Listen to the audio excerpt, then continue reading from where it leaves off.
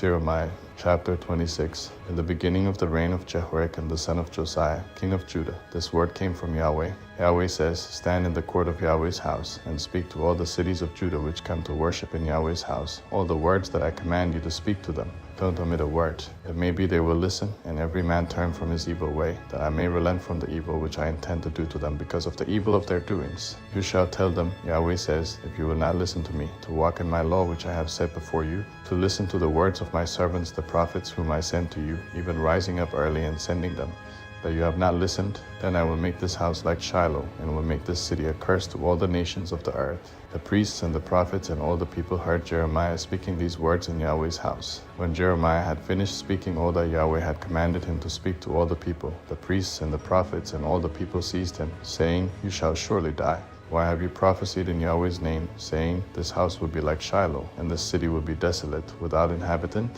All the people were crowded around Jeremiah in Yahweh's house. When the princes of Judah heard these things, they came up from the king's house to Yahweh's house, and they sat in the entry of the new gate of Yahweh's house. Then the priests and the prophets spoke to the princes and to all the people, saying, This man is worthy of death, for he has prophesied against this city, as you have heard with your ears. Then Jeremiah spoke to all the princes and to all the people, saying, Yahweh sent me to prophesy against this house and against this city all the words that you have heard. Now therefore amend your ways and your doings, and obey Yahweh your God's voice. Then Yahweh will relent from the evil that he has pronounced against you. But as for me, behold, I am in your hand.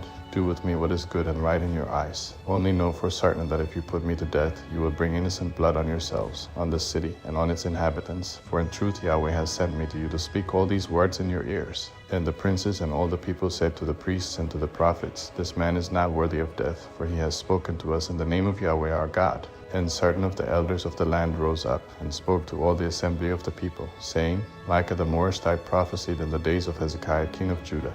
And he spoke to all the people of Judah, saying, Yahweh of armies says, Zion will be plowed as a field, and Jerusalem will become heaps, and the mountain of the house as the high places of a forest. Did Hezekiah king of Judah and all Judah put him to death? Didn't he fear Yahweh and entreat the favor of Yahweh, and Yahweh relented of the disaster which he had pronounced against them? We would commit great evil against our own souls that way. There was also a man who prophesied in Yahweh's name, Uriah the son of Shemaiah of Kiriath-Jearim, and he prophesied against this city and against this land according to all the words of Jeremiah.